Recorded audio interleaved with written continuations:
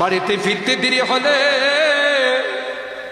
রাত 12টা কি একটা, ডাক দেওয়ার সাথে সাথে মা দরওয়াজা খুলে দিছে। এ মা, এ মা, মা তুমি ঘুমাও নাই? মা ডাক দিয়া কয় আয় আয় আয়, আমি তো তোর জন্য বসে বসে আল্লাহর কাছে দোয়া করতেছিলাম। এ মানি,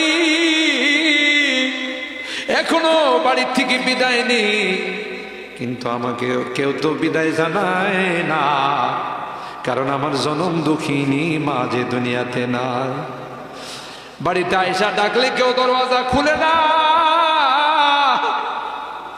কারণ আমার জনম দুঃখিনী মা যদি থাকতো সাথে সাথে দরওয়াজা খুলে দিয়া কইতো বাবা আয় মুখ হাত ধোয় আয়, আমি তোরে গরম কইরা